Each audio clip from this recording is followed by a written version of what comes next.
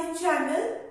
So in the today's lecture we are going to discuss what is primary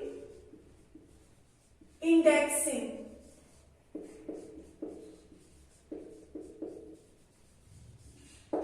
Okay, in this video we are going to discuss what is primary indexing. In the last video we discussed about the basic idea of using indexing. Okay, so what is the need of using primary indexing? Okay, let's suppose I am making one table. Okay, I am making one table of employee in which the detail of employees is saved. Like we have employee ID, we have employee name, and we have department name. Okay, we have entries like this: Neha, Pooja, Seema and Poonam. Neha and Pooja belongs to CAC department and Seema and Poonam belongs to ECE department. So this is my employee table. Okay. In this table I am just having 4 records. Okay. But in the original software project we are going to have many number of employees details. We have approximately, let's suppose, 100 employees. Okay, we have 100 employees present in the relation. This complete relation, or you can say all of these 100 records are going to be saved in the hard disk. Okay, and we have divided our hard disk into many number of blocks. Okay, our hard disk is divided into many number of blocks. Like we have a computer networking book. Okay, you can consider computer networking book as your hard disk. Like in computer networking book, we have a many number of chapters. Okay, we have many number of chapters in computer networking book. So similarly in hard disk, we have many number of blocks. One block you can consider is equivalent to one chapter. Okay, your hard disk is a book and the various number of blocks are various chapters. Okay, we have 100 records in this employee relation. Okay, so one block can store only 4 records. Okay, we have many number of blocks in the hard disk. When you will be storing your complete table in the hard disk, as per the block capacity, you are able to store 4 records in one block. Okay, so your one block can accommodate 4 records. You can consider it this way, that each and every chapter of computer networking book has only 4 pages. Okay, so each block is going to store 4 records. So we have 100 records. One block can store only 4 records. So if you have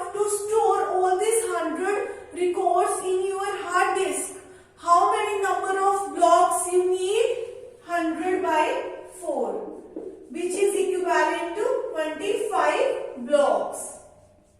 Okay, so you need 25 blocks to store this 100 record. Your one block is going to accommodate only 4 records. Okay, what we want to do? We have stored this employee table in the hard disk. Okay, we stored this table in the hard disk. Now, what is our purpose? Why we are storing all this data? Because anytime when user requests for any data, we can provide that data to the user. So this complete table we have stored in the hard disk. Now user is going to request for some data. Okay, user is going to request for some data. Let's suppose user want to request that I want to fetch the employee details having employee ID 97. Okay, user is giving this query that please give me the details of employee ID 97. So you have stored all of these 100 records in your hard disk in 25 blocks.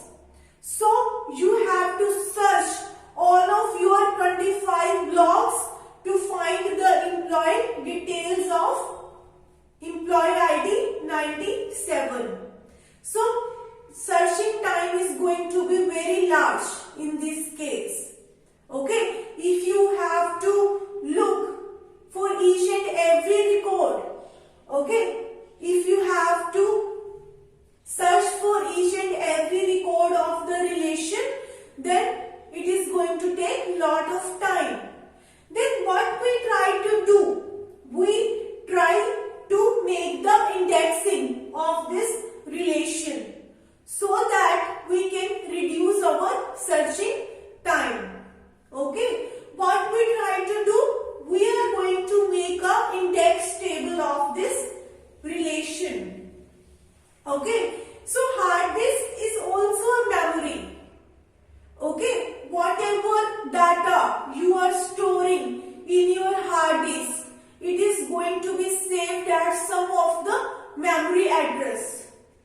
Even if you look at, you live in your home, you have a home address of your location. Similarly, for each and every record which you are saving in the hard disk has a some location, has a some memory address. Okay, so like each block is equivalent to your one chapter. Okay, so each and every block has some name or some address. Okay, each and every block or each and every chapter has some name, or you can call it as the address.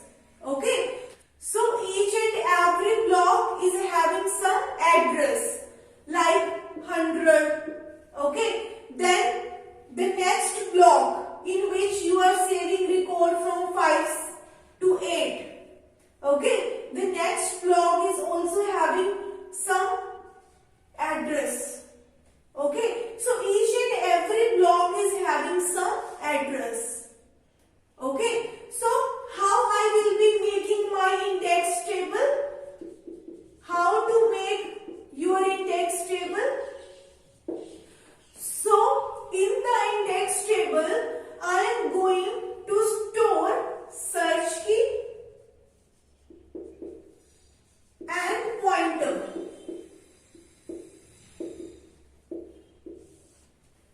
Okay, so we should know that how user is going to search for these records, on the basis of which attribute your user is going to perform query.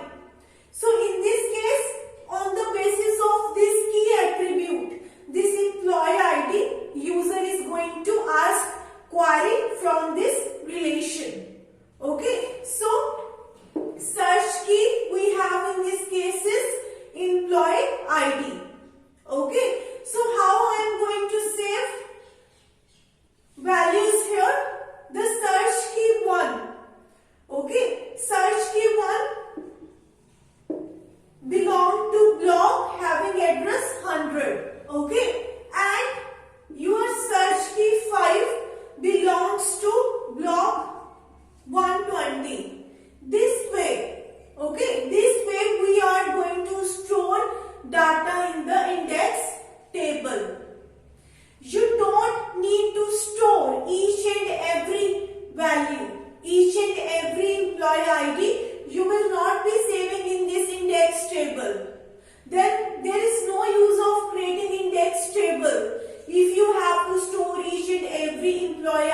value here. So sum of the employee ID's value we are saving here. We have 25 blocks. We have 25 chapters. So I am just writing here chapter's name. Okay. I am just storing the first employee ID of the one block. Like this is a one block. So just first number, the first employee ID I am saving in this index table.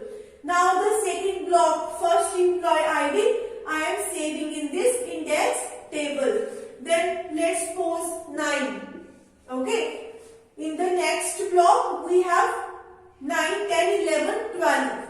This way you are storing your employee IDs in the index table. So some of the employee IDs are stored in the index table. Okay, and we call this kind of indexing as a sparse index. Okay, because we are storing some of the values of employee ID. The search key value, we are not storing all of the values. Okay, we are storing some of the values of the employee ID.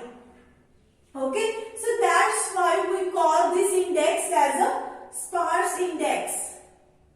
Okay, so this way we are going to make the index table. Okay, so what is the meaning of primary indexing? So primary indexing is done on key attribute plus order. Okay, when you will be applying the primary indexing, when your search key is a key attribute. Employee ID is a search key. Okay, and it is a key attribute. No two values are same in this key attribute. Each and every value is unique. And in most of the cases, in most of the examples, we perform search query on the basis of the key attribute. And second thing is, all these key values which you are storing here, all are ordered. They are in a one particular sequence. They might be arranged in a ascending order or in a descending order. Okay, so if you want to apply indexing on any attribute which is key attribute as well as that key attribute is ordered, then we use primary indexing. Okay, so this is our index table. We will be saving values in it like this. For one block, one employee ID is going to be saved in index table. Okay, so now let's suppose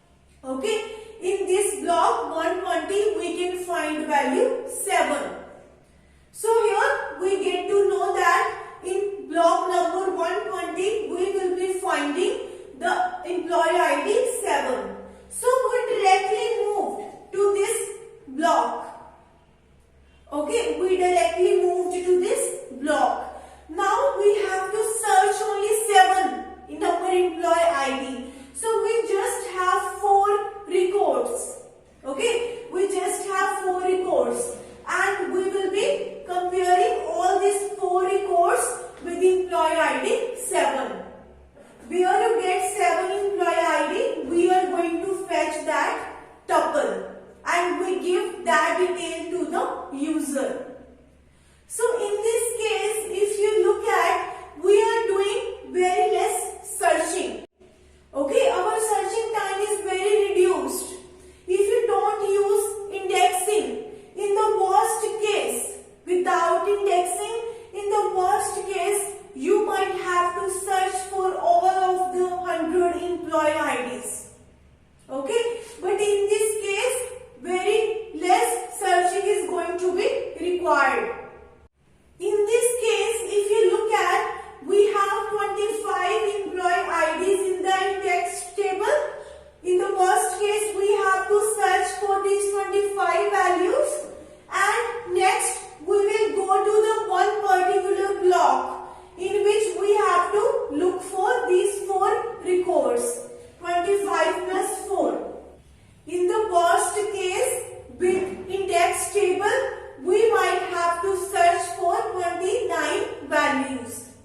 But without using the index table, in the worst case, we might have to search for all of the 100 values. Okay, so that is the entire purpose of using the index table. Okay, with the help of index table, we are able to find any employee ID very quickly. Okay, and each and every algorithm you are going to design, we always try to consider the worst case. Okay, in this example, if you don't use indexing, if you want to search for employee ID 1, in the first go, you can get this detail. Okay, so in the best case, in the first go, you can search for the employee ID you want. But in the worst case, we might have to look for all of the 100 records. So, considering worst case is very important for us. We always try to improve the worst case. Okay, so I hope that you are clear with primary indexing. If you have any query, I have mentioned my email ID in the description box. You can contact me on that email ID. So thank you so much for watching my video. If you like my video, please like, share and subscribe my channel.